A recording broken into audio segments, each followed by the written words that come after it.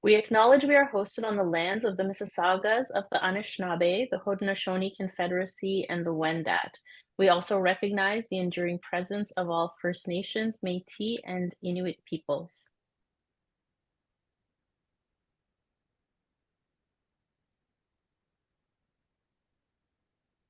Marwa Mahmood is a registered psychotherapist qualifying who first began her career as an educator teaching in private and public schools, including within the TDSB. She learned quickly her passion lies in supporting youth and adults in navigating life challenges, attaining a deeper sense of self-awareness, and overcoming barriers to personal well-being. She has significant experience supporting diverse communities within her roles at Glendon York University, Nisa Homes, Nasiha Mental Health, and private practice.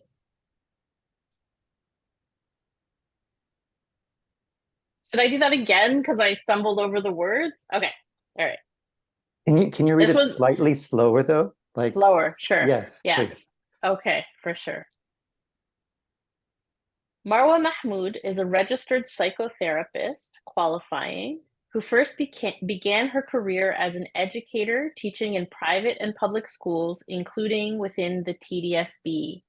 She learned quickly her passion lies in supporting youth and adults in navigating life challenges, attaining a deeper sense of self-awareness, and overcoming barriers to personal well-being. She has significant experience supporting diverse communities within her roles at Glendon York University, Nisa Homes, Nasiha Mental Health, and private practice.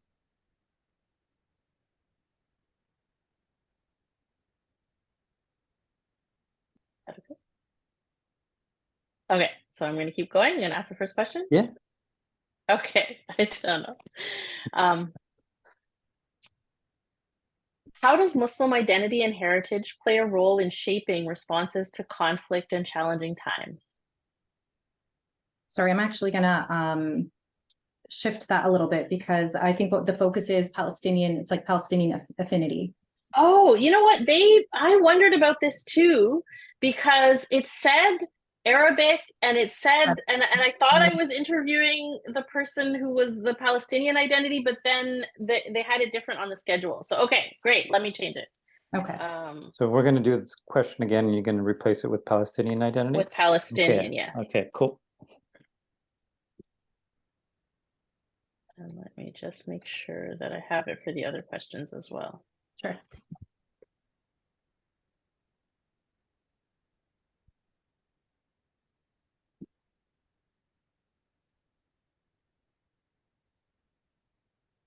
Great. Okay. How does Palestinian identity and heritage play a role in shaping responses to conflict and challenging times?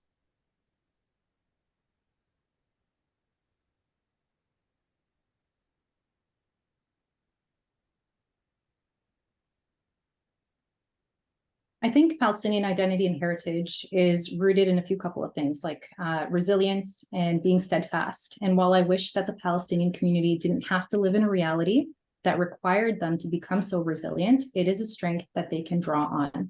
I think also for many Palestinians, faith plays an important role. So, for example, for individuals that identify as Palestinian Muslim, many of them will turn to their faith when navigating challenging times. I'm visibly Muslim, so in Islam, I'll give you an example. We believe that our ummah, so all of our people, are like one body. And when one part of the body is hurting, the entire body is hurting. And I think that that speaks to and highlights the value of community, unity, compassion, empathy, and justice. And I believe it's the same for individuals who identify as Palestinian Christians as well. We share the same values and we can come together under that. I also think Palestinian culture is collectivist in nature. So that means that social and individual ties are pretty strong. It's reflected in Palestinian values, such as being family-oriented, having strong family bonds, respecting our elders, making time for them, listening to them, allowing them to share their stories and pass down their knowledge. I think it helps our elders feel connected and feel seen and heard. And at the same time, it allows us to reclaim gifts and wisdom from our ancestors that we can also pass down to our own children and future generations. So I think using the, that resilience, the steadfastness, the faith, I think all of that shapes the response to how they approach conflict or how they approach challenging times.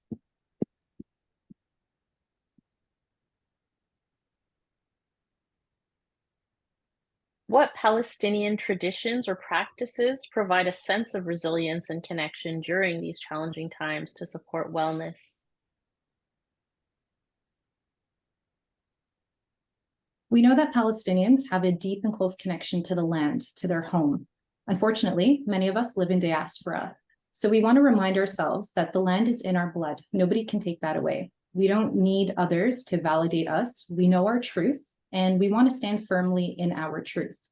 I think that shift in perspective is helpful when we're talking about well-being, because it can take us out of this sort of headspace of feeling helpless, hopeless, and disconnected to feeling empowered, hopeful, and in a space where we can take productive action. And I'll talk a little bit more about productive action a little bit later.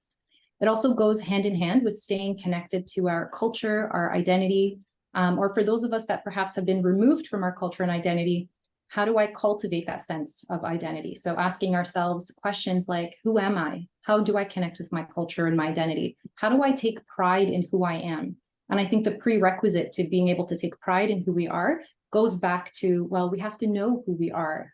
We have to understand our history, our culture. We can connect with our family, our elders, and our community to get a better sense of that and of who we are as individuals. I also think that this idea of community is so important because it can help cultivate this sense of connection. So how do I connect with my community? How do I find or engage in spaces that are affirming to my identity? And from a mental health perspective, we know how important identity affirming spaces and this idea of like social connectedness is good to mental health and emotional health. Because of the situation in Palestine and Gaza, many of us are experiencing symptoms of stress, anxiety, depression, grief. We're struggling to eat, sleep, function in our day-to-day life. So social connection can help us manage those symptoms. So again, how do I connect with my community so that I can process this communal grief with them? And then we also know that culturally, food plays a huge role. So there's a special role to food. It brings people together.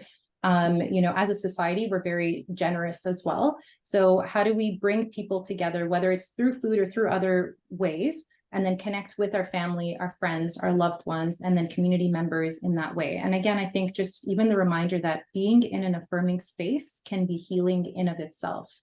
And, kind of touching back a little bit more, lastly is about faith. So we know that faith, is a protective factor for mental health. It doesn't matter what religion, or maybe it's a sense of spirituality, maybe it's a connection to Mother Nature that we have. So having any one of those can be a protective factor for our mental health because it gives us something to hold on to. There's a sense of a greater being or something that's bigger than you and I and everything that's happening around the world. It can give us comfort and hope. So we want to ask ourselves, how do I connect personally with my faith or my sense of spirituality? What comfort can it give me? What guidance can it provide me? So I think all of those are different ways that we can that can foster resilience and connection when we're faced with challenging times. Thank you. In what ways can we incorporate Palestinian identity into coping strategies to help families navigate the impact of the conflict more effectively, especially when speaking with their children?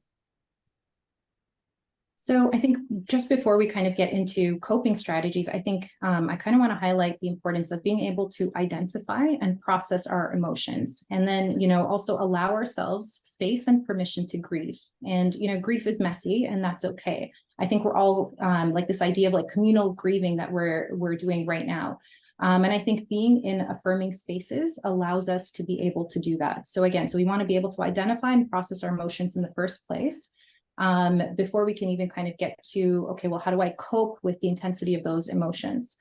And, kind of going back or touching back to what I said a little bit earlier, Palestinian identity being rooted in resilience, being rooted in being steadfast. We want to use our emotions to propel us into productive action.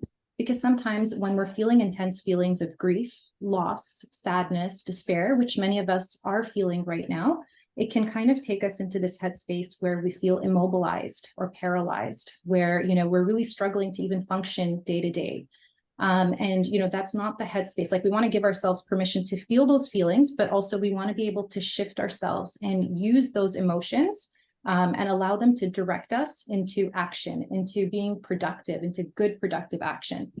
So even though we might be feeling this, wide array of like loss and grief and sadness and so on, and all of those feelings are valid and they make sense because of everything that's happening in the world, we want to ask ourselves, how do I process those emotions? How can I reduce the intensity of them so that I can, take good actions? And we can process emotions through different mediums. And I think this is sort of like this idea of how do I incorporate Palestinian identity into my coping strategies, or even as I'm processing my emotions. So we can use different mediums. We can connect with our family, loved ones, community members. We can find identity affirming therapists who use an anti-colonial lens that can help us process everything that we're experiencing. We can also, turn to mediums like the arts. So for example, using our voice and talent to create or engage with traditional or cultural films, literature. Perhaps we're going to create music, poetry, tap into, dance. So like even moving our bodies, or artwork. I think also it's important to note that we all contribute in different ways. So maybe, we're going to take action by writing letters or using our voice to advocate for ourselves or advocate for people that don't have a voice. And all of our capacities are different, and that's okay. In terms of, so we have like, how do we process all of these emotions? And then how do we cope? When we're talking about coping, oftentimes we might be, in our heads, worrying about the future, or perhaps we're grieving everything that happened in the past. And it really takes us away from being in the current present moment. So we want to frame things from this perspective of, how do I get back in touch with my body? How do I get back in touch with the current moment? And then we're looking at coping strategies that can help us do that. So how do I get in touch with my body in terms of, perhaps I'm going to use dance. I could rely on traditional dance if we're talking about, again, like trying to connect to Palestinian culture. It could be music. It could be, holding on to even materials that might have a special meaning or symbolism for us, like the kufaya. Perhaps we engage with our culture through activities. So for example, creating nourishing traditional foods, connecting with our loved ones while we do that. Creating pottery, could be poetry too, glass making, weaving, soap making. So a lot of activities that are more culturally traditional, but also they play this role in terms of, helping us stay in the current moment, and that can, really work as a coping strategy as well. We can rely on our faith or spirituality. We can connect with the earth, connect with God, the power of prayer, and just like the power of faith. And I think for those of us that have children or are educators and are responsible for children, I think allowing them a safe space to engage in all of these sort of activities as well. So we can also teach them their culture and their identity. So for example, that could look like passing down family recipes and cooking together. It could be teaching them their mother tongue language, kind of like continuing that through the generations. I'm sure there's also lots of resources out there. So for example, perhaps we can find a Palestinian cultural center or an organization that perhaps runs a summer camp or some sort of camp that allows children to connect with their culture and their identity. So there's lots of resources that are out there, and we want to be able to explore them and then allow our children to also engage with those activities and to explore them. And I think, most importantly, just spending time with our kids and fostering that social connection. Teaching them that, teaching them what their identity is, what their culture is, and that it's okay to be who they are, and allow them the space to express how they're feeling.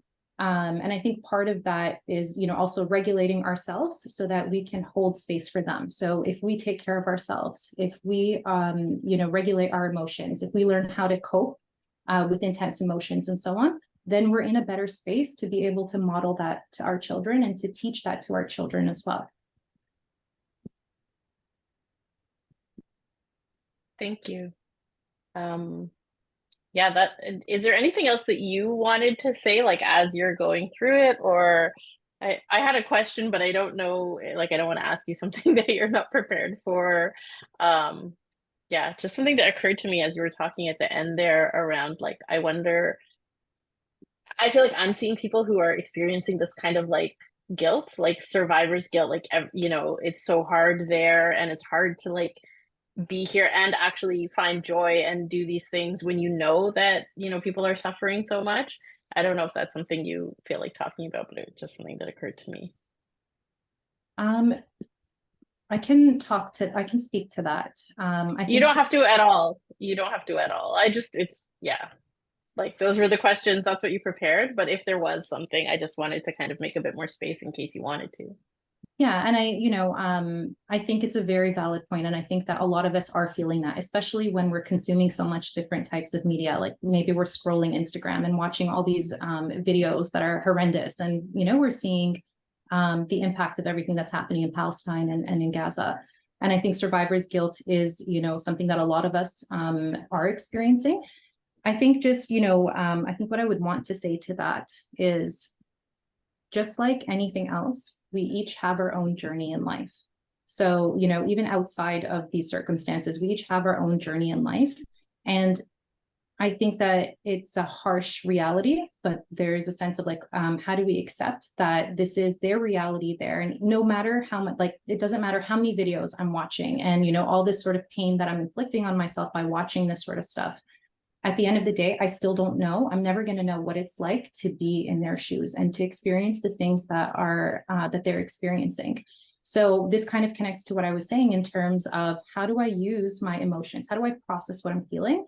And then use them because they're telling me something. My emotions are telling me something. So how do I use my emotions to direct me and to shift the focus into productive actions? So, there's nothing that you and I can change about the fact that we're here and they're there. But, and that's the harsh reality part. But what I can do is, again, allow myself space to grieve. We're all human. We're all flawed. And, recognize that. Sorry, I'm trying to figure out how to articulate. I just lost my train of thought. I want to address it. Can I just have a moment though? Yeah, of course. Yeah, they're going to edit it so we can do whatever we want. Okay, great. So just give me 1 second because I'm not articulating it the way that I want to articulate it. Uh-huh.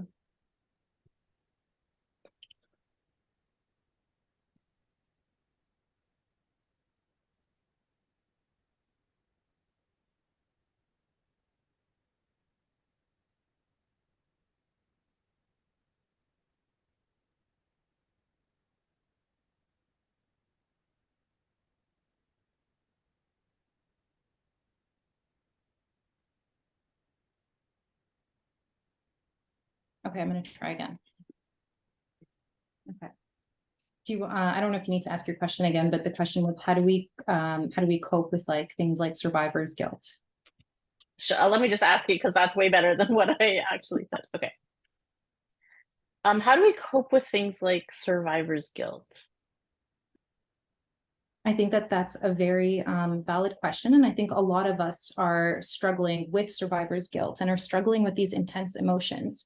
And, perhaps those are coming on for different reasons. Like, for example, if I'm scrolling through Instagram and I'm watching video after video of everything that's happening and, especially all of the children that are being affected and that are being killed, it's going to take me to this space where I'm immobilized and I'm paralyzed. And, again, feelings of hopelessness and despair that really come up for me. And then, this idea of survivor's guilt in terms of, maybe we're feeling guilty about our inability to take action or our, the fact that we live here and they live there by no doing from either one of us, really. But I think there's a harsh reality in there that we have to accept in terms of everyone has their own journey in life, even outside of, these circumstances. So your journey is going to look different than my journey. And that's just part of the reality of life. So, what we want to be able to do is we want to give ourselves space to feel whatever it is that comes up for us. So if I'm feeling survivor's guilt, if I'm, maybe I'm eating dinner and suddenly I feel this like, intense amount of guilt while I'm eating food because the thought that comes to my mind is, well, they don't have food in Palestine right now. So we want to be able to, process what we're feeling, and we want to recognize that grief is messy. We are going to feel, grief and sadness and anger and guilt, and it's okay that these feelings are coming up for us. What we want to do is we want to regulate them so that we're not feeling them in such intense levels. So kind of like distress tolerance. How do I reduce the intensity of the emotion that I'm feeling so that I can be productive in my actions. Because when I'm feeling intense emotions of guilt, I go into this space where I'm paralyzed and I'm immobilized. And then I also can't be there for other people that rely on me in my life. So if I have a family, I have other responsibilities as a parent, for example, or, you know, if I'm working, I have responsibilities as a professional. If I'm in this headspace of, you know, feeling intense sadness and guilt and so on, then I can't function and I can't be there for the people that actually rely on me in my life. And again, there's that sort of harsh reality where I have to be able to do that. And, you know, I kind of also want to mention that no amount of, you know, watching these videos or trying to imagine or inflict pain upon ourselves is really going to measure to what people are experiencing in Palestine right now. I could watch, you know, 50, 100 videos. It's still not going to really show me or put me in their shoes. So again, we want to take it to, how do I allow myself? It's okay that I'm feeling what I'm feeling. Grief is messy. How do I feel what I'm feeling, give myself permission to feel that, but then regulate those emotions and listen to what the emotion is telling me. Maybe there's anger there, and the anger is directing me towards good, productive action. So for example, maybe I want to tap into that anger and write letters. Maybe I want to learn how to use my voice and, you know, advocate for myself, my community, advocate for people that don't have a voice.